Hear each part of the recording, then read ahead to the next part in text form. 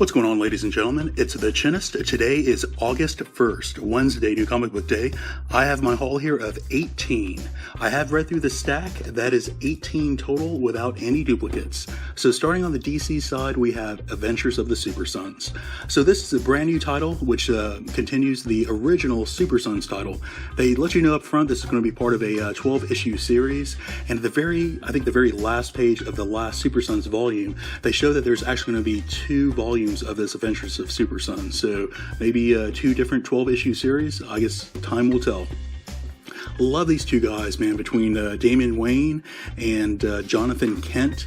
Love the banter between these 2 guys. You can tell they're true best friends at this point in time. I enjoy how their personalities have changed somewhat as they've grown up over the past couple of years, with Jonathan being, I guess, with his father, being with Damian, and Damian being part of Teen Titans, kind of learning that entire social teen aspect. Pretty cool. So this is also a first appearance of a new evil gang called The Gang. And let me find that here. I think it's on the second to last page here.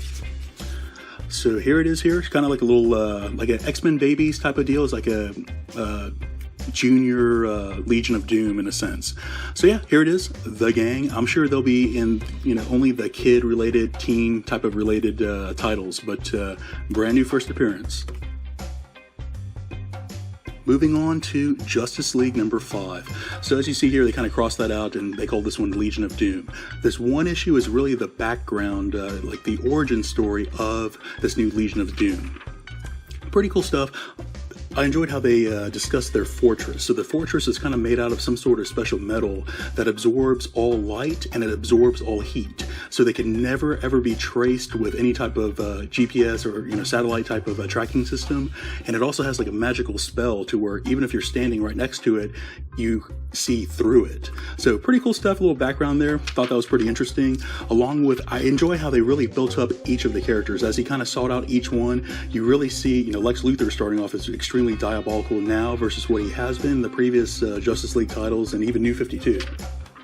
But they really spend time to really build up each of the characters that he's reached out to so far. The Joker, I think Black Manta's in there, Grog. So yeah, excellent stuff. If you are into the Justice League, man, they are really treating this one extremely well, Scott Snyder, in my opinion. So yeah, check it out, Justice League.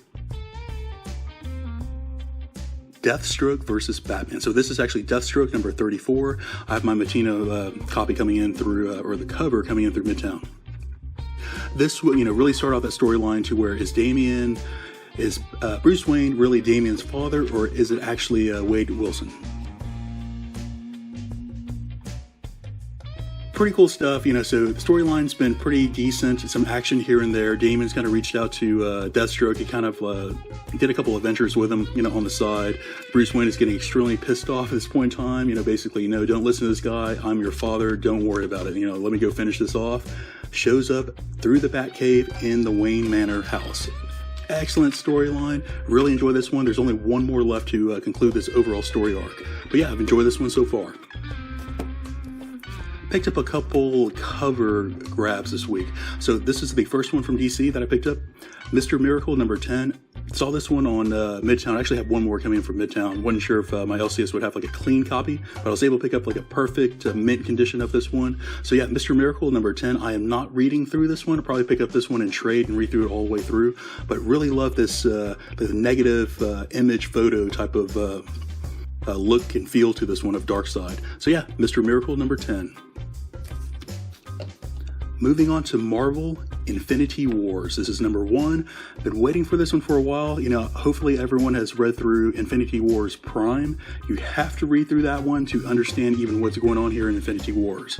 All the countdown is really important in my opinion. Of course, the countdown was the Guardians of the Galaxy, which they kind of retitled to be Countdown to Infinity Wars. But you really need to read through it all in my opinion. So this one, I won't show the very end of what kind of happens, but this is a reveal of who Requiem actually is. So hopefully you've already read through Prime. You start off, they already know that Thanos is no longer. And through this new Infinity Watch, this new, every single person who has a new stone, the reinvented stones at this point in time, They meet to talk about what's happening next, aware that Thanos is dead, and this other villain is coming for these stones. Who is this other villain? They're about to find out. There's a reveal here at the very end. Won't show it, but pretty exciting storyline so far. So yeah, Infinity Wars, I would make a note. I don't feel that you should speculate buy on this number 1 with this reveal. This reveal, I will say, it's not a new character, so no reason to spec buy on it. But yeah, Infinity Wars number 1. Cosmic Ghost Rider. So another title by Donny Cates. Love that writer. This is one I read through number 1, enjoyed it. Read through this one, I did enjoy it as well. I will probably pick up number 3 and pick up this entire series, but I will probably read through and trade, to tell you the truth. Enjoy the storyline, but I just kind of enjoyed it a little bit more in trade. Went towards a more like zany type of artwork, a little bit more of a zany type of storyline with Frank Castle, kind of like office rocker in a sense, kind of like a little bit askewed. And they kind of talk how Thanos was one who kind of drove him mad. So he kind of acts all quirky, which matches this artwork, very well in my opinion. But yeah, Donny Cates, great writer. Enjoy the storyline, but and I will continue to pick it up. I'll probably read through and trade. So yeah, Cosmic Ghost Rider. Weapon X. So, you have those covers every now and again that's very indicative to what the story is within it. Then you have those covers that, this never happens in the storyline. This is kind of one of them. So yeah, Logan is still completely, Old Man Logan is still completely MIA. You have Warpath challenging Sabretooth now at this point in time for leadership of the team. I expected a little bit better battle overall. Overall the artwork kind of took a little decline over the past, let's say 2 or 3 issues, if memory serves correctly. Not really in tune with the current artwork, more like a zany Japanese anime type of feel to it. I don't really feel it goes with the storyline or these characters, just my perception or my opinion. But yeah, hoping they change up the artist. The storyline, pretty good. I wish there was a better battle between Warpath and Sabretooth, but pretty good title overall. XMen Gold. So a lot of mutant titles this week.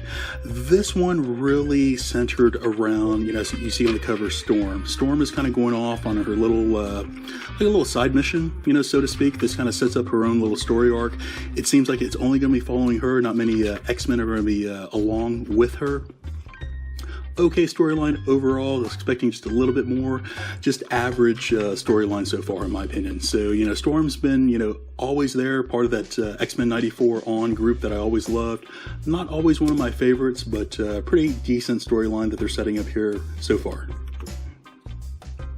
All right, another XMen Gold. This is actually the second annual. Kitty Pryde here on the cover. This is really a solo storyline of Kitty Pryde. This is, before the wedding. This is when she was a teenager, and Storm was actually raising her as a teenager when she first joined the X-Men, and she was, kind of going through training. I think here she's been with the X-Men for about like 2 years or so. She goes to like a regular human summer camp to see friends that she had last summer, complete human friends, no mutants, and at this point in time, everyone hates the mutants, or all afraid of the mutants, and I think it's supposed to be in the early 80s is where this is. Pretty cool stuff. If you enjoy Kitty Pryde, definitely check out the storyline. If you're not a Kitty Pryde fan, I say skip it. These annuals are typically one-off storylines, don't mean anything to the overall continuity. This is one of those. If you're a Kitty Pryde fan, pick it up. Astonishing XMen number 14. So this is kind of building a new team. Of course, Havoc has gone from evil to good. He's building his own team. Dazzler is joined on now. I believe Warpath, I guess quasi joined on the last one, but I guess he fully joined on here in this one. Pretty interesting. I enjoy this. I think they changed writers, I believe, to Rosenberg. I forgot how many issues he's actually written. It seems like the previous writing was just a little bit better. I want to see what this new team does overall. I enjoy how they kind of drew Colossus a little bit differently, as a human, and then when he changes into the metal form, he just kind of has like a little bit different appearance, like a little bit different upgrade, or I guess modernized. Here we go here. When he first changed, I guess I didn't even recognize that he was Colossus. I guess with the beard and goatee and stuff. But yeah, anyways, pretty cool storyline overall. I want to see where they go with this new team, but a little bit of a lull, in my opinion, on the Astonishing X-Men side of things. But yeah, enjoy all the X titles out there right now anyways. the Immortal Hulk. So I've never picked up like a straight Bruce Banner Hulk title in my life. This is really the first one. I picked up the Totally Awesome Hulk because I really loved Amadeus Cho. But I really enjoyed this reboot that they've done so far, where, you know, Bruce Banner dies, the Hulk comes back, you know, straight up like monster. He's completely cognitive, he's extremely intelligent, and he's very, very revengeful. He's going after, you know, these small towns have like these, you know, either these monsters or some other like superhero that's either being introduced here in these titles that he goes to go take care of. This one's a little bit different. This one reintroduces the Sasquatch. I had no clue the background of Sasquatch, you know, as part of Alpha Flight. No clue like who he was or how he became. Come to find out, he had the same, he actually went to college with Bruce Banner. I guess he was jealous of him, I guess to sum it up. After Bruce Banner was outed as being the Hulk, he found out that it was a gamma ray explosion, so he actually put himself through the gamma ray in order to become another Hulk. But he became a Sasquatch instead. I guess no explanation why one's green and one is, you know, hairy and yellow, and they carry the exact same gamma, you know, signal. So I'm not really sure about that, but this one kind of just really kind of a background of the Sasquatch, and I guess introducing him as a you know, another character in this the Immortal Hulk title. So this one, again, a little bit different because other ones have been like one issue was a one story type of monster story. This one's kind of building this title a little bit more. So yeah, interesting read nonetheless. Star Wars. So this one was pretty cool. So the last issue you had Darth Vader, who had Han Solo and the Millennium Falcon in his sights. Pretty cool battle scene. Of course, Han lives. You know, we all know what the you know, how the next movie starts out after this little storyline that they actually invented in between these movies. But yeah, not invented, but created, you know, in between these movies. Very cool action scenes. Love the dialogue. If you're a true Star Wars fan, I highly suggest for you to pick up these titles. But yeah, Star Wars number 52. One cover grab from Marvel. We have Captain America number 2. Love Alex Ross, man. I thought this one cover was extremely striking, so I picked it up. I picked up the previous Captain America number 1. I wasn't really too thrilled with it, so, you know, I did not pick up Captain America as an ongoing series. This is a cover buy only. But yeah, love it by Alex Ross. This was just the cover A. Got a new one in from Image, Leviathan. I love dragons, the medieval, you know, sorcery type of magic, Dungeons and Dragons, things of that nature. This one kind of like crossed the world of the current, you know, pop culture with, you know, a dragon is summoned and popped out of nowhere, starts destroying the city like a kaiju type of attack. Interesting storyline. You know, overall I felt the artwork was maybe just like a 2.75 out of 5, you know, not too keen on the artwork itself, you know, more of a, like a zany type of artwork to it. I don't really feel it followed the storyline, in my opinion. I want to see where number 2 goes. This had a little bit of a twist here at the very end. So, you know, overall this guy goes out for beer. While his party is waiting for him to come back, there's a guy who has like a board game, some sort of like weird, you know, spell type of enchanting thing. Come to find out it's real, and that's how this monster is summoned. So we see how they defeat the monster, see what happens to the monster here in the series. But yeah, semi-interesting. This one did not grab me as much as what I thought it would, but I did subscribe to this one, and we'll see what happens number 2 on. So yeah, Leviathan. 7 to Eternity. Man, I completely forgot about the series. I think issue number 9 came out maybe like 6 months ago would be my guess. It has been forever since the last issue came out. Love the storyline by Rick Remender. Artwork by Jerome Opeña. Freaking phenomenal. Jerome Opeña drawing fantasy artwork type of storylines, man, I think just phenomenal, man. So I would give this artwork that Jerome Opeña is doing here within this one title, I'd say like a 4.5, 4.75. It is way up there on my scale, in my opinion. But yeah, so since it's been so long since the last issue came out, I almost forgot like what our heroes were doing. You know, I recall they kind of teamed up with the Shadow King. I think I'm gonna have to go back to the last trade, read through that one, and reread this one more time, because again, I was quite a bit lost, you know, just trying to remember what everyone was doing. So yeah, love this title. I wish they did not have such a long break. But yeah, 7 to Eternity, issue number 10. Had one cover by from Image. This was the Mattina cover for Spawn, man. Very, very striking. I pick up all Mattina covers. I would say right now, Mattina is my absolute number one cover artist that's out there. Mattina's way up there for me. One from Titan Comics, The Prisoner. So this is issue number 4. This one actually concludes this entire series. So it's a very, very short series.